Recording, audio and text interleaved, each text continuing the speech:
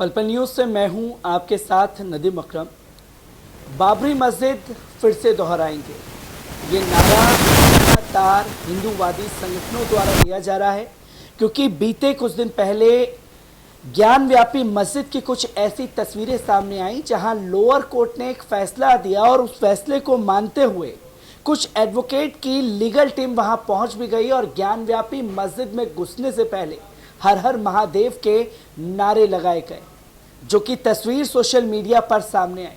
पर सवाल ये खड़ा होता है कि जो डेलीगेशन वहां पहुंचा, क्या मस्जिद में उनको जाने की इजाज़त थी या नहीं थी।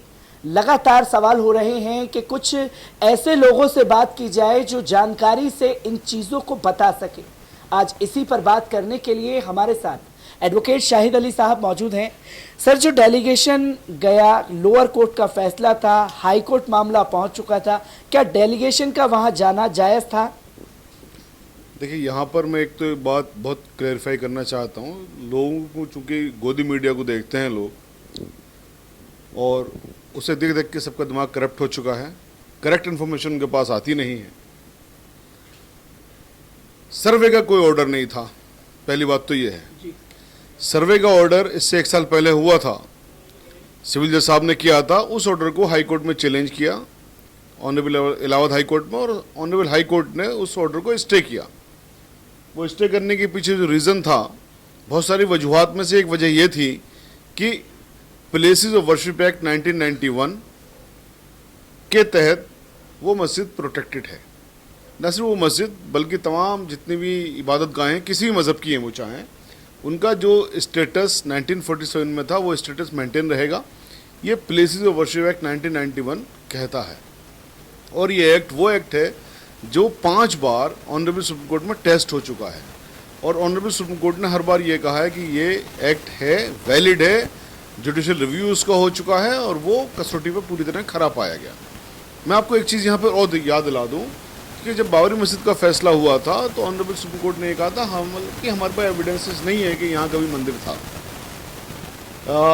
या राम जी के पैदा होने की जो चीज़ें हैं।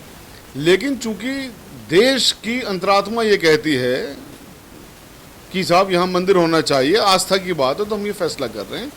इसी केस में प्लेसेस ऑफ वर्शिप एक्ट 1991 को एक बार फिर से ऑनरेबल सुप्रीम कोर्ट ने वैलिड करार किया और ये कहा कि बाकी जो मस्जिदें हैं या बाकी जो इबादत गाहें हैं किसी मज़हब की, वो सारी प्रोटेक्टेड है। ये एक्ट इस पे एप्लीकेबल नहीं होता बाबरी मस्जिद पे। और वो एक्ट को कांग्रेस ने बनाया ही ऐसा था कि बाबरी मस्जिद पे एप्लीकेबल ना हो, क्योंकि उस वक्त तमाम हिंदूवादी संगठन ये कहते थे, जो बड़े बड़े ख़तरनाक वाले भी थे, कि साहब हमारी सिर्फ बाबरी मस्जिद वाला जो मैटर है, राम जन्मभूमि हमारा, हमें ये चाहिए, बाकी हमें कुछ नहीं चाहिए। ये अक्सर ये स्टेटमेंट दिया करते थे, तो उसी पर ये बना था। बहरहाल ये चीज़ हो गई। अब यहाँ पर जो सिविल जज साहब ने, अब मैं दूसरे वाले पहलू पर आ रहा हूँ, मैं जो ऑर्डर किया है वो ऑर्डर किया फोटोग्राफी का। फोटोग्राफी भी किस चीज़ का? मस्जिद की फोटोग्राफी नहीं, एक वहाँ पर गौरी श्रृंगार करके कुछ अपना है, गौरी श्रृंगार के लिए कुछ लोगों ने 2021 में एक नया मुकदमा फाइल किया कि साहब यहाँ पर हमें फोटोग्राफी करने की इजाज़त दी जाए, फोटोग्राफी करके इसका जो भी कोई दलील की होगी उसका खत्म कराया सकता है, कराया सकता है। तो वहाँ पर मस्जिद के वकील से पूछा कोर्ट ने, रवि दिवाकर साहब ने, जो वहाँ पर जुडिशल इसमें आपके सीनियर सिविल जज के जज साहब हैं, उनसे उन्होंने पूछा कि भाई आपको कोई एतराज़ है अगर गौरी शंकर की ये करवा लें फोटोग्राफी? तो मस्जिद के वकील का ऑन रिकॉर्ड स्टेटमेंट है, जो जज साहब ने अपने ऑर्डर में भी लिखा है कि मस्जिद कमेटी को फोटोग्राफी से कोई एतराज़ नहीं है। उसके बावजूद भी आपने तमाम गोदी मीडिया देखे होंगे, उन सब ने एक लाइन से ये चला रखा था कि साहब देखिए ये मुसलमान कोर्ट के ऑर्डर को नहीं मानते, मस्जिद कमेटी कोर्ट के ऑर्डर को नहीं मान रही, मस्जिद के अंदर क्या छिपा रखा है, आखिर क्यों नहीं आप फोटोग्राफी नहीं करवाते, मस्जिद के अंदर की फोटोग्राफी हो जाने दीजिए। एक नैरेटिव चलाया। नैरेटिव ये भी चलाया कि साहब हमारी सरकार है, भारतीय जनता पार्टी की सरकार है, हम प्लेसेस ऑफ वर्शिप एक्ट 1991 को ख़त्म कर लेंगे। तो यहाँ पर इन चीज़ों को गौर करने की बात है कि मीडिया ने गलत रिकॉर्डिंग की, एक नैरेटिव क्रिएट किया। अगर हमारे देश की सरकार ने इस एक्ट को ख़त्म करना होता तो ख़त्म कर लिया होता। चूंकि मीडिया एक नैरेटिव चला रही है, मीडिया एक माहौल बना रही है, मीडिया पूरे देश को तोड़ने की कोशिश कर रही है। मीडिया के खिलाफ बार बार हमारे देश की सरकार ने और हमारे देश की सुप्रीम कोर्ट ने, ऑनरेबल सुप्रीम कोर्ट ने और ऑनरेबल हाई कोर्ट्स ने बार बार इनको फटकार लगाई है, स्ट्रिक्चर्स पास किए। अभी भी रिसेंटली भी हमारी सरकार ने इनसे कहा कि भाई ये सेंसिटिव मैटर में आप ऐसे रिपोर्टिंग मत कर लीजिए। ना सिर्फ देश के हालात के लिए बल्कि विदेशों के हालात के लिए भी उन्होंने कहा कि इस तरह की आप रिपोर्टिंग कर रहे हैं, आप प्लीज इस तरह की सब चीजें करना बंद कर दीजिए। उससे पहले ही बहुत सारे रूल्स एंड रेगुलेशंस पास हुए। तो मेरा कहना यह है कि जब सिविल जज साहब ने अपने ऑर्डर में लिखा कि मस्जिद कमेटी को फोटोग्राफी से कोई एतराज नहीं है, उसके बावजूद भी गोदी मीडिया इस तरह की खबरें क्यों चलाती रही कि मस्जिद कमेटी फोटोग्राफी नहीं करने दे रही है, मस्जिद कमेटी किसी को वहीं पर अंदर नहीं आने देगी। तो मेरा ख्याल है, मैं अलग अलग पॉइंट पे आऊंगा, इस बात पर इन गोदी मीडिया के खिलाफ कार्रवाई होनी चाहिए। इनके, मैं कहता हूं कि इनके लाइसेंस भी जब्त होने चाहिए, जो इस तरह की रिपोर्टिंग जिन लोगों ने की कि कोर्ट के ऑर्डर के बावजूद वो नहीं दिखाया। अब ये दूसरी चीज कहते हैं कि साहब मस्जिद के अंदर जाने वाली बात ठीक है, गौरी श्रृंगार के लिए कोर्ट ने ऑर्डर किया, मस्जिद के अंदर का ऑर्डर नहीं किया। अब तीसरी बात यहां पर जो मीडिया ने प्रोजेक्ट किया कि मस्जिद के अंदर ऐसा क्या छुपा रखा है मुसलमानों ने कि साहब मस्जिद के अंदर नहीं जाने देंगे। तो आप सोचिए, मुझे लोगों की, उन लोगों की अकल पे भी तरस आता है जो इनकी इन बातों में आ जाते हैं। क्यों?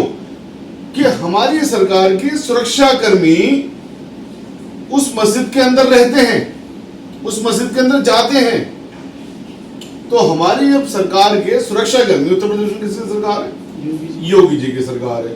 योगी जी को जो प्रोजेक्ट किया जाता है वो कैसे किया जाता है कि साहब वो हिंदुओं के एम्बेसडर हैं, एक ब्रांड नेता है, ठीक है, एक उनकी जो छवि दी जाती है वो एक कॉन्स्टिट्यूशनल पोस्ट में है। तो मेरे लिए वो उत्तर प्रदेश के मुख्यमंत्री हैं, लेकिन उनको जो ये लोग नफरतवादी लोग हैं प्रोजेक्ट करते हैं, वो ऐसे करते हैं जैसे कि वो एंटी मुस्लिम है या वो प्रो हिंदू है। मैं इस चीज को नहीं मानता, ठीक है। मैं क्या मानता हूँ, एक कॉन्स्टिट्यूशनल पोस्ट पर है। मेरा कहने का मतलब यह है कि ये जो लोग हैं, इस नफरतवादी मेंटेलिटी के लोग, योगी जी की सरकार उत्तर प्रदेश के अंदर होते हुए उनके सुरक्षा कर्मियों की एक्सेस मस्जिद के अंदर होते हुए इनकी हिम्मत कैसे ये बात हो जाती है कहने की कि साहब फोटोग्राफी क्यों नहीं करने दे रहे, मस्जिद के अंदर क्या छिपा रखा है। अरे भाई, सरकार के सुरक्षा कर्मी जब मस्जिद के अंदर जा सकते हैं, यानी सरकार मस्जिद के अंदर जा सकती है, तो वो सुरक्षाकर्मी अगर चलिए ऑन रिकॉर्ड वीडियोग्राफी नहीं कर सकते तो सीक्रेट वीडियो तो बना सकते हैं ना। तो सीक्रेट वीडियो तो खाने काबा के अंदर का भी लोगों ने बना लिया। हाँ, तो ममानियत है पूरी तरह से। लेकिन चूंकि जो इंसान होती है, इंसानी फितरत होती है, चुपचाप मोबाइल निकाला, मोबाइल के अंदर आजकल कैमरा है, बना लिया। तो कोई मतलब नहीं होता था कि मस्जिद के अंदर की वीडियोग्राफी सरकार ने ना करवाई हो या सरकार के पास ऑलरेडी ना हो। अगर उसके अंदर कोई भी ऐसी चीज होती तो मेरे ख्याल है सरकार ने उसको पटल पर लेके आती। सबसे आखिरी बात, सारी चीज एक तरफ उठा के रख दीजिए, आप प्लेसेस ऑफ वर्शिप एक्ट 1991 को कहाँ ले जाएंगे। मैं तो ये बात कहता हूँ कि मस्जिद कमेटी के वकील साहब ने जो कहा कि साहब उन्हें इससे कोई गुरेज नहीं है फोटोग्राफी से, मेरा ख्याल है उनका ये स्टैंड भी इस प्लेसेस ऑफ वर्शिप एक्ट 1991 के खिलाफ था। लेकिन उनका ये फैसला था, मस्जिद कमेटी का फैसला था, ठीक है। मस्जिद कमेटी वो मुकदमा लड़ रहे हैं, वो उस मुकदमे को कैसे लड़ेंगे, क्या स्ट्रेटजी है वो जाने, उसमें हमें कोई गुरेज नहीं है। लेकिन जो माहौल बनाया जा रहा है उससे तो हम खिलाफ है ना, कि आप इस खूबसूरत देश को तोड़ने की कोशिश कर रहे हो, वो तो नहीं होनी चाहिए ना। क्योंकि सर 1991 एक्ट जो लगातार लोगों के सामने है उसे भी रखा गया। यहाँ सवाल ये बनता है, कुछ ऐसी छवि दिखाई गई कि या तो मुसलमानों को चुनौती दी जा रही है या तो 1991 जो एक्ट बना है उसे नहीं मानना चाहते। आप ऐसे में क्या देख रहे हैं कि ये सीधे तौर पर मुसलमानों को चुनौती है या मुसलमानों के नाम पर संविधान को चुनौती दे रहे हैं लोग? देखिए, बड़ा अच्छा आपका क्वेश्चन है। इसमें मेरा मानना या मेरा ना मानना कोई बात नहीं। ये बात आप एक बिल्कुल दूर कहीं पर रहता है जिसके पास मीडिया भी नहीं है, आप उससे आगे सवाल पूछिए, इसका जवाब को वो सही देगा कि ये जो सब चीज़ें हो रही हैं, जैसे मैंने आपको बताया कि कोर्ट के ऑर्डर को भी इनकी हिम्मत देखिए, तोड़ मरोड़ के पेश कर रहे हैं। मस्जिद कमेटी ने कंसेंट दी है कि साहब हमें फोटोग्राफी से एतराज़ नहीं है, फिर भी ये करेंगे देखिए साहब ये मुसलमान ऑर्डर को नहीं मान रहे, मस्जिद कमेटी वाले ऑर्डर को नहीं मान रहे, फोटोग्राफी नहीं करने दे रहे, अंदर नहीं जाने दे रहे। गौरी शंकर का ऑर्डर है, गौरी शंकर पे जाइए। अंदर जहाँ बैरिकेडिंग लगी हुई है, बैरिकेडिंग के बियॉन्ड आप नहीं जा सकते, क्योंकि वहाँ पर ऑलरेडी ऑर्डर है कोर्ट का कि आप नहीं जा सकते। वहाँ पर सुरक्षाकर्मी जा सकते हैं, या मुसलमान जो इबादत करने जा रहे हैं, नमाज पढ़ने जा रहे हैं, वो जा सकते हैं। ठीक है, उसके बावजूद भी आप एक चीज़ को प्रोजेक्ट कर रहे हो। एक उन्होंने स्टेटमेंट दिखाया इन दिनों, यासीन साहब, मैंने चैलेंज किया इनके चैनल्स पर बैठ के, इनको चैलेंज किया, उनके आपके अंदर अगर हिम्मत है, यासीन साहब जैसा आप प्रोजेक्ट कर रहे हो, उन्होंने ऐसा बोला है, तो वो सवालात भी दिखा दो ना, जिन सवालात के जवाब में यासीन साहब ने ये कहा है। पहली बात तो उन्होंने कुछ गलत नहीं कहा है, उन्होंने ये कहा है कि साहब बैरिकेडिंग के अंदर सिर्फ मुसलमान और सुरक्षाकर्मी जा सकते हैं। सुरक्षाकर्मी यानी सरकार जा सकती है, तो उसमें क्या बुरी बात है? जब कानून एक बना हुआ, कानून के ऊपर दूसरा कानून कैसे बना लेंगे? तो बेसिकली बात यह है कि जब ये कोर्ट के ऑर्डर को भी तोड़ मरोड़ के पेश कर सकते हैं, तो यासीन साहब का स्टेटमेंट क्या वो रखता है? तो अब इसमें जो आपने सवाल किया था कि ये संविधान को नहीं मानते हैं या मुसलमानों के खिलाफ माहौल बना रहे हैं, दरअसल दोनों ही चीज़ें हैं। संविधान को नहीं मानने की इन लोगों ने कसम खा ली है। अब जैसे प्लेसिस ऑफ वर्शिप 1991 है, उसके लिए 5 बार सुप्रीम कोर्ट के अंदर वो चैलेंज हुआ। पिछले साल भी मथुरा वाले मैटर में, ईदगाह वाले मैटर में उन्होंने बाकायदा उससे चैलेंज किया। एक ही पिटीशन लगाई कि साहब इसको खारिज कर दीजिए। ऑनरेबल सुप्रीम कोर्ट ने उनकी पिटीशन को खारिज कर दिया। उसके बावजूद भी आपको अगर कानून की रेस्पेक्ट होती, संविधान की रेस्पेक्ट होती, ऑनरेबल सुप्रीम कोर्ट की रेस्पेक्ट होती, या किसी भी और देश की अदालत की रेस्पेक्ट होती, तो मेरे ख्याल आप फिर भी एक गलत नैरेटिव नहीं चला रहे होते। सही बात को तो आप कम से कम सही कहिए, या फिर यह है कि कल को जब हालात बदलेंगे, देखिए हालात एक से नहीं रहते, ठीक है। आज ये लोग इस तरह की नफरतें फैला रहे हैं, कल जब इस देश का नौजवान, इस देश का हर तबका खड़ा होगा इनके खिलाफ, फिर क्या करेंगे? अभी आप देखिए श्रीलंका में क्या हुआ। श्रीलंका में वहाँ पर आज मैंने सुना, मैंने देखी नहीं अभी खबर, कि वहाँ पर आग लगा दी। तो जब आवाम का अगर ये वाला रूप यहाँ पर हो गया, ईश्वर ना करे, हम अल्लाह से दुआ मांगते हैं कि ऐसा वक्त ना आए। क्यों मांगते हैं? कि हम चाहते हैं हमारा देश तरक्की करे, हमारा देश ताकतवर बने। वो कब हो सकता है? जब यहाँ से नफ़रत की चीज़ें ख़त्म हों और कुछ मतलब धरातल पे काम हो, कुछ ऐसा प्रोडक्टिव काम हो कि आवाम के काम आ सके, लोगों के काम आ सके। अब आपने इन्फ्लेशन रेट कहाँ पहुँच रहा, कोई किसी को मतलब नहीं है। पेट्रोल कहाँ पहुँच रहा, मतलब नहीं है। बिजली देश के अंदर क्या गड़बड़ है, किसी को मतलब नहीं है। मतलब क्यों नहीं है? क्योंकि एक उन्होंने माहौल बना रखा कि देखिए साहब, टेलीविज़न ने माहौल बना रखा, आप साहब हिंदू मुस्लिम करिए, ठीक है, बाकी कोई समस्या नहीं है।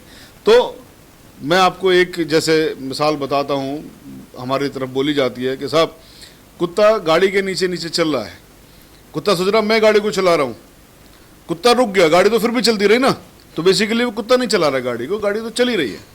तो ये लोग सोच रहे हैं, ये गोदी मीडिया वाले लोग, कि हम लोगों को इसमें हिंदू मुस्लिम में उलझा के रखेंगे और लोग सवाल ही नहीं पूछेंगे। ऐसा नहीं है।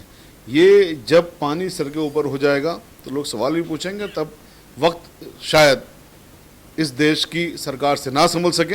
तो आपके माध्यम से मैं सरकार को भी सचेत करना चाहता हूँ कि आप जाग जाइए, इनके जो भी इनको टास्क है जिसने भी दिया है, इस चीज़ की भी इन्वेस्टिगेशन करवाइए कि आखिर वो कौन सी ताकतें हैं जो इनसे रात दिन इस तरह का नैरेटिव बनवाती हैं, रात दिन देश को तोड़ने की बात करवाती हैं। हमारे सुप्रीम कोर्ट के चीफ जस्टिस साहब अभी अमृतसर गए, वहाँ पर लिख करके आए म्यूजियम के बाहर कि अब देश के अंदर से डिवाइड एंड रूल की पॉलिटिक्स खत्म होनी चाहिए। तो सुप्रीम कोर्ट के सिटिंग जज साहब को लिखना पड़ रहा है, चीफ जस्टिस साहब को लिखना पड़ रहा है कि डिवाइड एंड रूल की पॉलिटिक्स खत्म होनी चाहिए।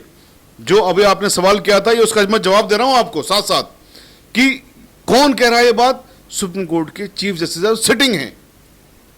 तो मेरी तो कोई बात की इतनी वो नहीं औकात, लेकिन जब ऑनरेबल सुप्रीम कोर्ट के चीफ जस्टिस साहब इस बात को कर रही है, तो इसका मतलब क्या है कि रात दिन हिंदू मुस्लिम या देश को डिवाइड करने की पॉलिटिक्स चली जा रही है।